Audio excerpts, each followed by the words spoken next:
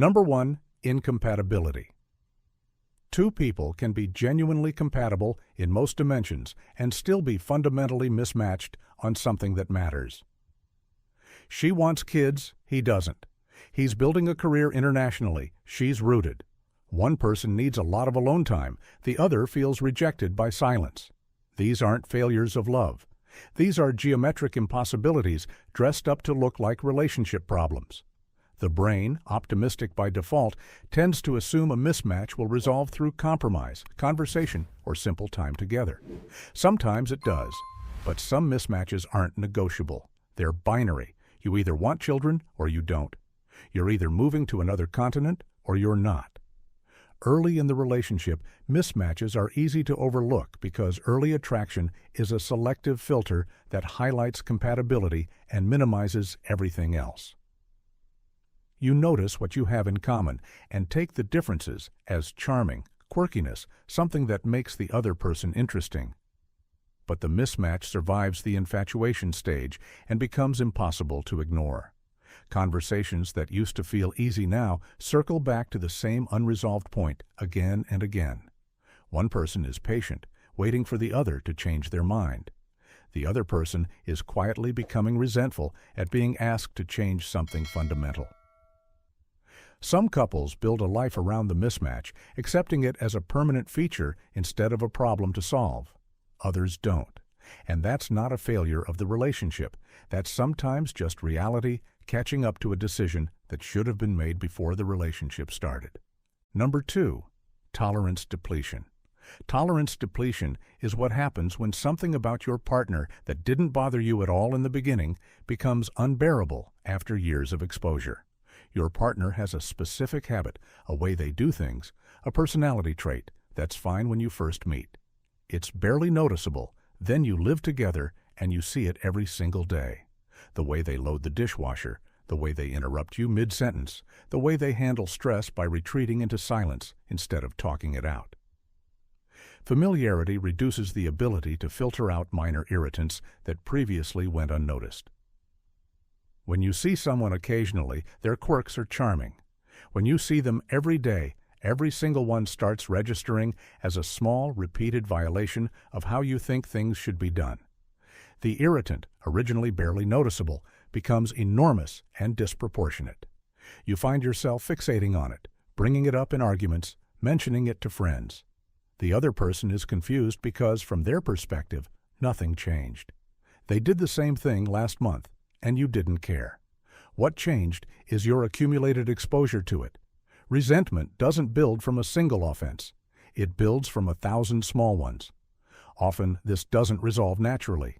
People usually respond by either withdrawing into cool civility, building a kind of comfortable distance within the same apartment, or by addressing it directly, which almost always sounds like, "I didn't think this bothered me until I realized I hate this about you," which is technically the truth, but it's a brutal kind of truth to say to someone. Number 3, the replacement instinct. The replacement instinct is the system that, once novelty drops and the early chemistry fades, starts making you wonder if there's something better out there. It's not conscious most of the time. It's a quiet background process. You start noticing an attractive stranger across the room in a way you stopped noticing your partner weeks ago. You start having longer conversations with a coworker than you have with the person you live with. You create small, acceptable reasons to check your ex's social media and see if they're doing well, which is just your brain running a comparison scenario. The replacement instinct is built in. It's the system that was useful in ancestral environments where resources were scarce and opportunities fleeting. In modern relationships, where you're legally and emotionally entangled with someone, that system produces a quiet dissatisfaction that doesn't have anywhere to go. It never builds into something actionable. It just sits there, a persistent sense that you might be settling. Number 4, resentment buildup. Resentment is what happens when needs go unmet over time, and the person with the unmet need stops asking. A need gets mentioned, nothing changes. Gets mentioned again, nothing changes. And eventually the person just stops mentioning it. They've decided the need isn't going to be met, and now they're keeping a tab. Unlike a single fight, which has a beginning and an end, resentment is a slow-building weight that gets heavier every time the same situation comes up and plays out the same way. It's not about the original need anymore. It's about the fact that asking didn't matter. It's about feeling like your own requirements for functioning aren't worth your partner's effort to address. By the time resentment reaches a critical level, the relationship has already been poisoned. Both people know it. Neither of them knows how to fix it, because fixing it would require going back to a time before the tab started being kept, which is impossible. Number 5. Unmet expectations. Unmet expectations are the grief you feel when the relationship you thought you'd have doesn't materialize. You had an image of what a relationship with this person would look like. You'd travel together, build a home together, make decisions as a team. You'd be their priority. They'd be yours. And then reality happened, and the person you're with turned out to be someone who avoids big decisions, or who prioritizes their career over time with you, or who just doesn't have the same vision you built in your head. The gap between the relationship you expected and the relationship you actually got creates a chronic low-level disappointment that's hard to address directly, because it sounds like you're blaming them for not being the person you imagined. But that's exactly what's happening. You're grieving the relationship you thought you'd have. And every time you're reminded of the gap, the grief comes back. Number 6. The slow fade.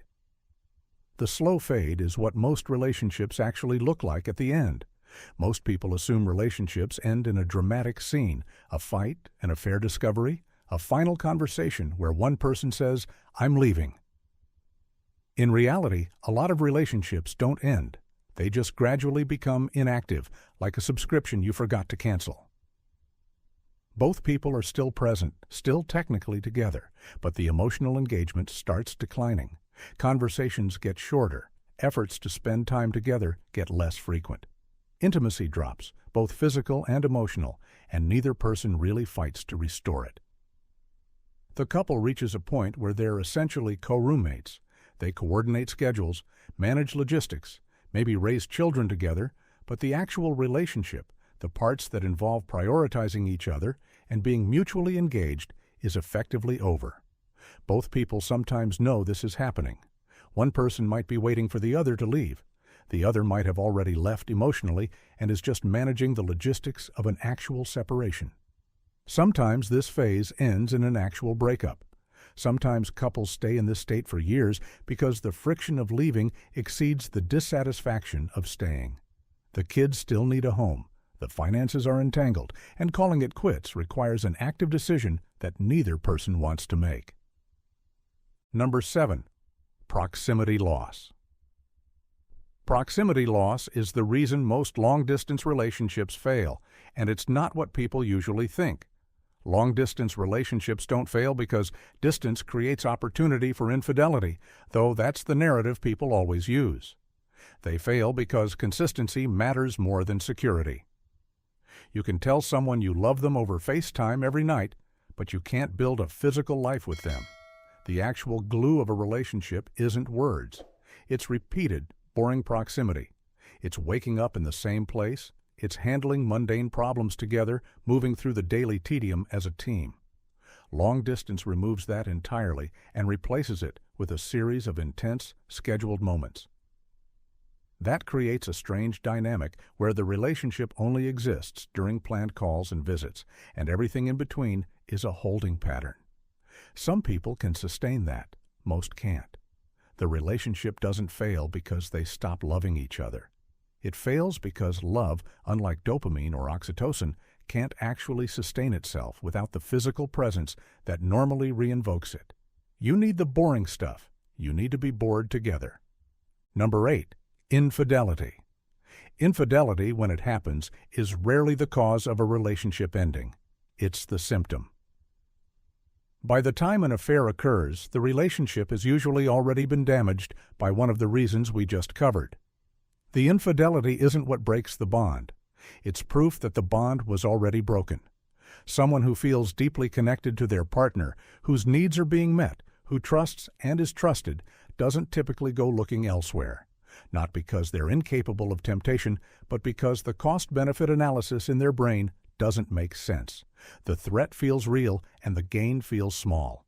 But someone who's been hit with tolerance depletion, or resentment, or slow fade distance, or unmet expectations has already partially checked out. The affair is just the final confirmation of something both people already suspected. Most relationships don't fail because something broke. They fail because nothing was actually holding them together in the first place except the initial chemistry, which fades.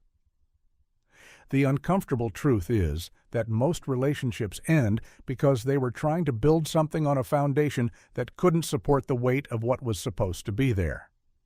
If you're currently in a relationship and recognized yourself in more of these than you'd like, that's useful data. Subscribe if you want to keep analyzing the system you're trapped in.